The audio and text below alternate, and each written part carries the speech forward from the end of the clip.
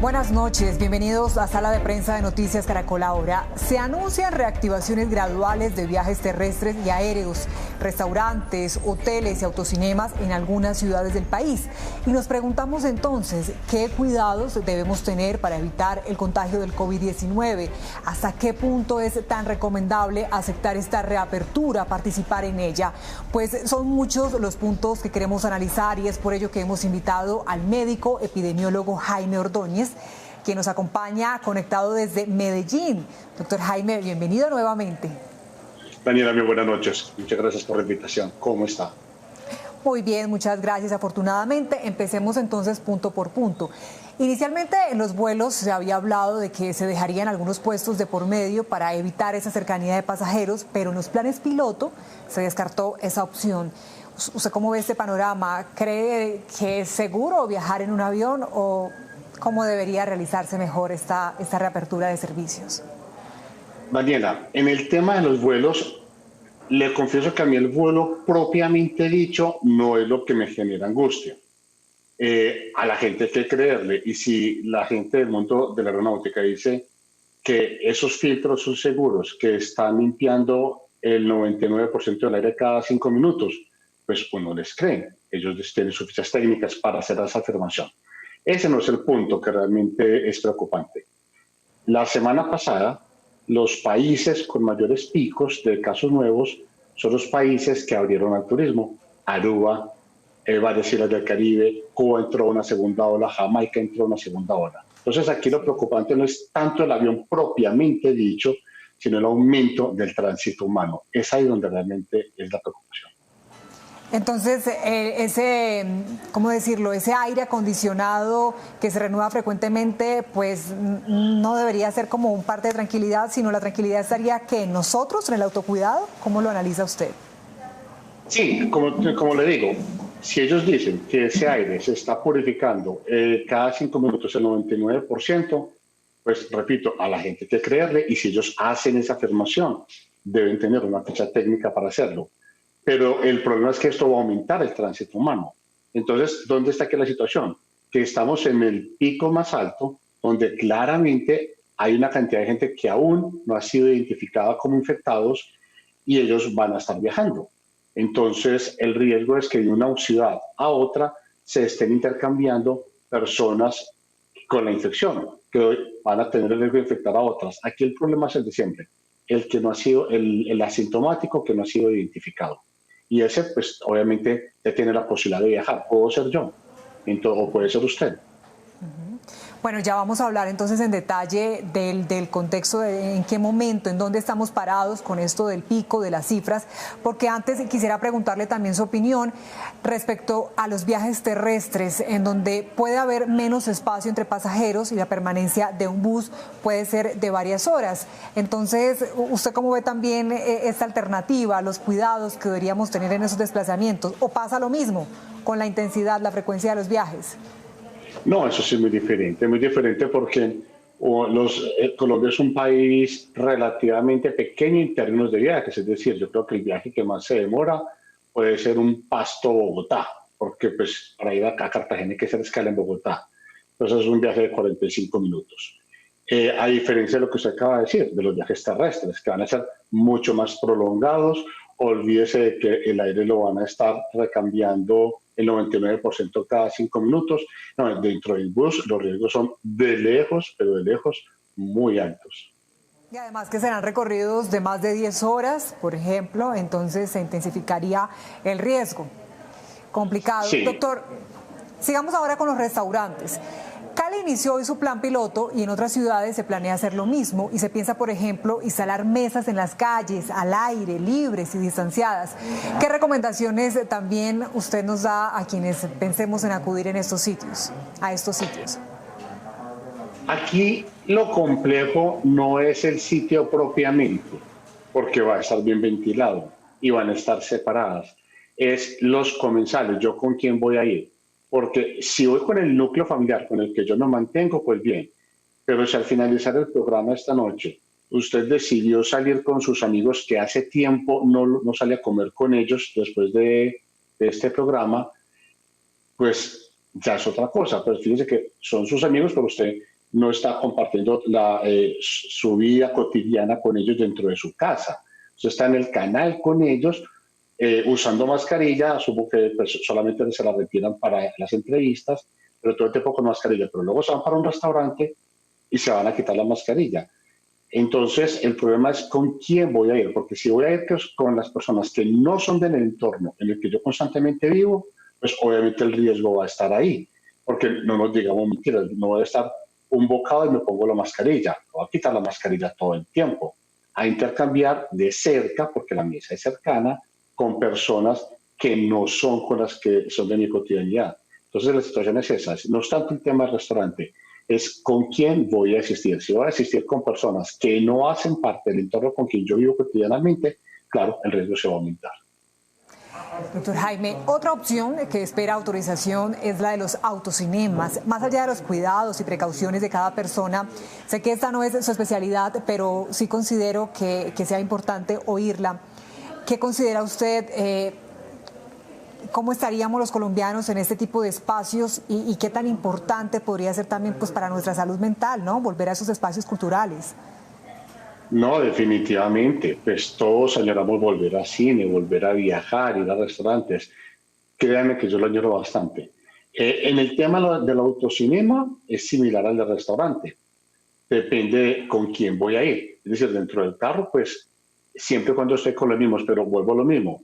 Si a la salida de este programa usted se va con una amiga a ver una película, con una amiga con la que usted no convive, pues nuevamente es el riesgo. Pues, y no nos digamos mentiras que dentro del carro no va a estar de tapabocas con su amiga. Entonces, en ese orden de ideas, la decisión es más nuestra que del restaurante o que del autocinema, que son espacios que se necesitan. Es con quién vamos a asistir. Es que de hecho ya se ha visto en empresas, incluso en hospitales, que los sitios donde los médicos más se han infectado ha sido en el comedor al momento de compartir. Entonces, nos cuidamos todo el tiempo de los pacientes. Y apenas vamos a comer, nos quitamos la mascarilla a compartir con los colegas. Y se perdió todo ese trabajo. Pues es que sin duda, doctor Jaime, a todos ya nos hacen falta esas actividades. Queremos viajar, queremos salir a comer, queremos ir a un cine, a un restaurante tal vez. Entonces se podría concluir que es mejor si podemos evitarlo en estos días cuando los casos siguen aumentando. Empecemos ya a hablar de cifras, doctor Jaime. Pues vea, Daniela, fíjese, verá que estas actividades se suspendieron, se cerraron los cielos, se cerraron restaurantes cuando no había un solo muerto. Y ahora que Colombia reporta la mayor tasa de mortalidad en el mundo en la última semana, eso ya fue confirmado por la Universidad Johns Hopkins, publicado por Bloomberg, ya está publicado en varias partes, tenemos la mayor tasa de mortalidad en este momento por COVID en el mundo. En la última semana vamos a reabrir esas actividades. Entonces, los datos son dicientes. Hay que reabrirlas, no me queda la menor duda. ¿Que este sea el mejor momento? Yo creo que no. ¿Por qué? Porque es que estamos en un ascenso realmente impresionante. Entonces, el número de casos nuevos viene aumentando de una forma impresionante. Salió un reciente estudio donde establece que en Colombia puede tener un 80% del subregistro. Es decir, lo que estamos viendo es la punta del iceberg. Por tanto, hay mucha gente aún sin identificar, que son infectados asintomáticos sin identificar, y al estar abriendo esos espacios, pues se va a aumentar el riesgo. Entonces, estamos con una tasa de mortalidad altísima, la más alta desde que comenzó la pandemia, con una velocidad de aumento de los infectados muy alta.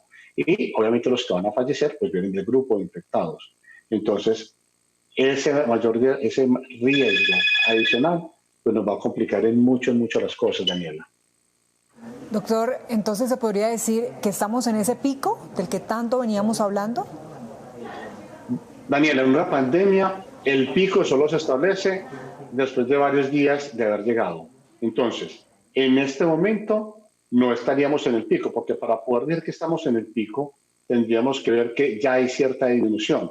Estamos en pleno ascenso. Con muchas ganas de llegar al pico, sí, pero en este momento estamos en pleno ascenso. No hay ningún elemento técnico para decir que este es el pico. Es decir, que si las cosas pueden empeorar, definitivamente sí, Daniela. Eso le iba a preguntar, su análisis diario, ¿qué le indica? Ayer tuvimos la segunda cifra más alta de fallecidos por causa del COVID-19 en lo que empezó este registro, en lo que empezó o llegó la pandemia pues a nuestro país. ¿Usted cómo ve las cosas? ¿Cómo ve esa curva? ¿Hay temor de que podamos llegar a una cifra aún más alta?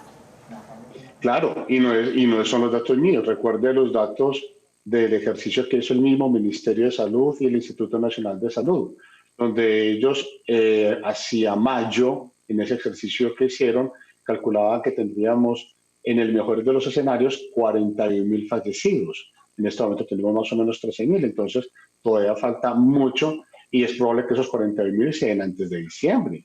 Entonces, en realidad, la velocidad a la que viene aumentando el número de fallecidos es muy alta y podríamos fácilmente sobrepasar los 41.000 que ellos habían calculado desde mayo.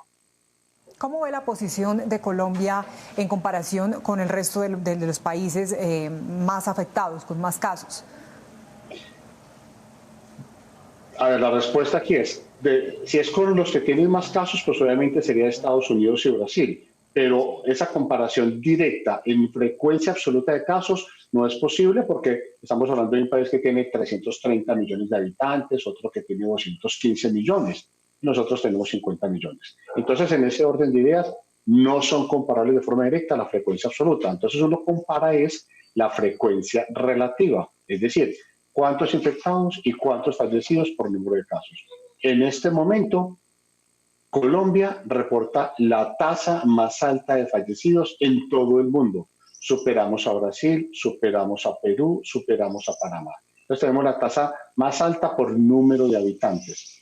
Llevamos 3 semanas moviéndonos entre el tercer y el primer lugar en tasa de fallecidos, pero siempre de forma ascendente. Igual en tasa de incidencia, es decir, el número de casos nuevos con respecto al número de habitantes. Y repito, con un agravante. Con el agravante de que todo el mundo considera que en realidad hay un subregistro. Y le digo que, como le dije ahora, un estudio reciente calcula que ese subregistro puede estar alrededor del 80%. Entonces, lo único que no se subregistra son las muertes. 80%, sí. Perdón que lo interrumpa, es que me causa curiosidad y quisiera que nos explicara. Ese subregistro del 80%, en palabras más prácticas o claras, ¿qué significa? Que de cada paciente identificado hay 4 sin identificar. Eso es lo que significa. 4. Exactamente. Entonces estamos viendo la punta. Es muy preocupante. Y fíjense en esto. Con base en la información del Instituto Nacional de Salud, de todos los fallecidos, que son muchos, 1 de cada 3 fallecen en los primeros 4 días de haber ingresado al hospital. O sea que son personas que llegaron muy complicadas, donde hubo muy poca oportunidad de hacerles algo y la mayor parte de las veces esto sucederá porque el individuo no estaba identificado. Si el individuo se identificó con anticipación y se sabe lo que tenía, pues en ese orden de ideas es posible manejarlo bien antes de llegar al hospital. Pero si están falleciendo, de todos los fallecidos, 1 de cada 3 falleció en los primeros 4 días, es que está llegando mucha gente sin identificar con la enfermedad y está llegando ya complicada. ¿Qué hacer? Hay mucho temor y hay quienes dicen, no, yo tengo algunos síntomas o de pronto una gripa, un virus y prefiero quedarme en la casa. Y entonces es cuando ya con el paso de las horas, pues esos síntomas son peores y pasa lo que usted nos acaba de contar. Terminan en urgencias, en una unidad de cuidados intensivos y en menos de 36 horas, pues fallecen, afortunadamente. Entonces, cualquier síntoma hay que reportarlo. Puede que sea un resfriado común. Y puede que le digan tranquilo, es un resfriado común, pero hay que reportarlo, de forma tal que su asegurador, su EPS, ya sepa que hay una especie de semáforo amarillo. Entonces, pero si esos síntomas van aumentando con el paso de las horas, ya una segunda o una tercera llamada, ya el asegurador sabe que no, una gripa no anda tan rápido, una gripa no tiene por qué perder el olfato en tan poco tiempo, entonces ya el asegurador se alertaría y ya iría pues a pensar en COVID. Pero cualquier síntoma respiratorio hay que reportarlo y no enojarse si le dicen que es en la casa, que puede ser un resfriado común. Es que puede ser un resfriado común. Solamente hay que reportarlo, pero hay que seguir avisando para que el asegurador esté sobre aviso de que hay un posible caso. Es mejor. Doctor Jaime, y después de todo ese contexto que usted nos ha traído, nos ha presentado, ¿qué viene para Colombia? Pues en el corto plazo, es decir, este mes de agosto y septiembre van a ser muy difíciles, va a seguir habiendo un aumento constante de casos y un aumento constante de muertes. Se esperaría alcanzar el llamado pico, es decir, ese número máximo alrededor de la tercera semana de septiembre. Pero luego, como ya lo han dicho varios expertos, va a haber una bajada, pero esa bajada es lenta, es muy lenta. Entonces, podrá bajar un 25% hacia la última semana de octubre, podrá bajar hacia la mitad, hacia la última semana de noviembre, y podrá bajar hasta un 75%, digamos que hacia mediados de diciembre. Es una bajada que es lenta. ¿Qué es lo que está bajando? El número de casos activos. Pero para que baje el número de casos activos, tiene que disminuir el número de casos nuevos diarios. Si el número de casos nuevos diarios no baja, obviamente el número de casos activos se va a mantener al alza. Entonces de eso depende. ¿Y de qué depende? Únicamente de lo mismo. Pruebas, pruebas y más pruebas. Entre más renglones de la economía se abran, hay que hacer más pruebas. Pruebas y no olvidar pues también esas recomendaciones básicas de autocuidado, ¿no, doctor Jaime? Nuestro lavado de manos, tapabocas, distanciamiento. Y sabe que también, Daniel, es importante el tema de las reuniones familiares. Me explico. En una infección, en una enfermedad, la intención no le interesa al virus. El virus no piensa si el individuo tiene intención de infectar a alguien o no. El virus no piensa. Entonces, a veces pensamos que como son familiares, pues nos podemos dormir en la casa, porque que son familiares. Sí, pero no son con los que yo usualmente convivo. Entonces, en las reuniones familiares se ha identificado donde se puede presentar más o menos entre 40 y 45% de las infecciones. A veces pensamos que es en la calle, ¿no? 4 de cada 10 o 4.5 de cada 10 son en reuniones familiares. Por tanto, esas reuniones familiares, que si usted va a salir con una prima que hace 10 no ve, y que porque ya en un restaurante sí, pero usted no sabe si la prima es portadora y la prima no sabe si usted es portador. Entonces es ahí donde viene el riesgo.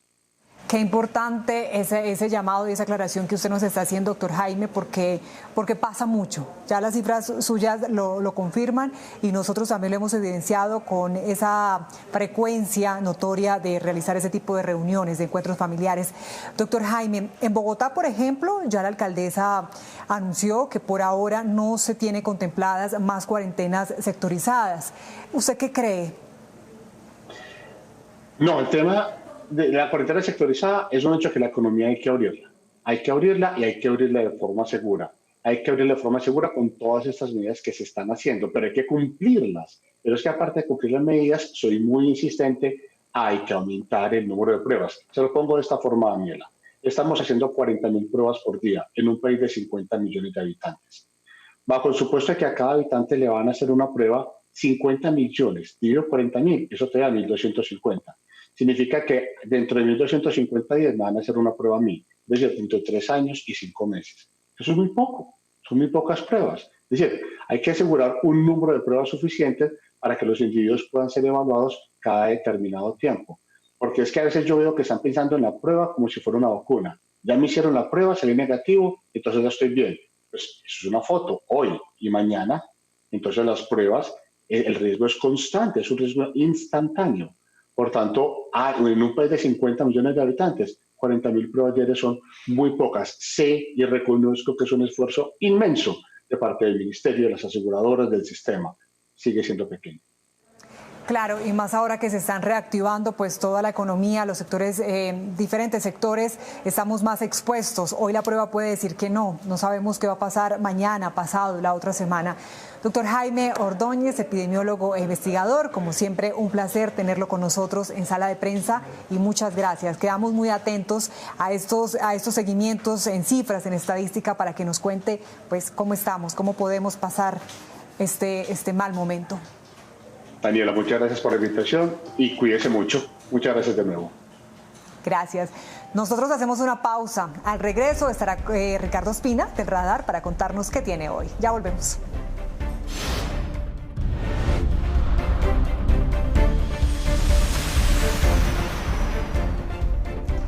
Gracias por seguir con Sala de Prensa de Noticias Caracol Ahora.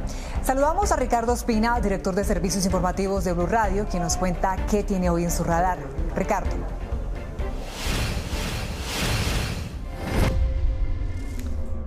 Hola, buenas noches. Hoy entra en el radar aquí en Sala de Prensa de Noticias Caracol Ahora el extraditado jefe paramilitar Salvatore Mancuso, quien ya pagó pena ante la justicia de Estados Unidos por el delito de narcotráfico, por el que fue extraditado en el año 2008 por el gobierno del entonces presidente Álvaro Uribe Vélez. Y hablamos de Mancuso porque está en pleno desarrollo una disputa jurídica y política para saber qué va a pasar con él, porque en principio y en teoría él debería venir a Colombia a pagar todavía penas pendientes ante la justicia de nuestro país, pero sobre todo a contar lo que falta de verdad sobre los vínculos de dirigentes políticos de la mayor importancia, de empresarios, de militares, de policías y de otros sectores con las autodefensas, de las que él fue uno de los creadores incluso desde el momento en el que perteneció a una de las muy controvertidas y repudiables Convivir. En el caso de Salvatore Mancuso hay una pelea de fondo porque no hay certeza entre la justicia colombiana sobre quién debe entablar la solicitud de extradición, y aquí hay un cruce de cartas y de cables entre la Fiscalía, la Justicia Especial para la Paz, que no lo ha aceptado por ahora en su jurisdicción, y también un tribunal de la ciudad de Barranquilla. La Cancillería no sabe qué hacer porque ya hizo un trámite y se lo devolvieron, que es en última la que debe entablar la petición ante el Departamento de Justicia de los Estados Unidos. En ese contexto, hoy se conoció un audio de Salvatore Mancuso en el que dice que su compromiso con las víctimas es absolutamente inquebrantable y que en caso de regresar a Colombia se esmerará por repararlas absolutamente. La otra opción para Mancuso hoy es que sea enviado a Italia, país de sus padres, en donde iría deportado y no tiene cuentas pendientes con la justicia. Eso sí, huiría una parte grande, importante de la verdad que necesita Colombia para saber qué fue lo que pasó en el conflicto y para que eso no se vuelva a repetir. Mancuso correría una suerte similar a la del ex jefe del cartel de Medellín, Carlos Leder Rivas, que luego de pagar una pena de más de 32 años ante la justicia de Estados Unidos, fue deportado a Alemania, país de sus padres en el que aparentemente actualmente está y está con plena libertad. Gracias, Ricardo. Así terminamos esta emisión. Gracias por conectarse con Sala de Prensa. Ya viene Signo Pesos. Que tengan buena noche.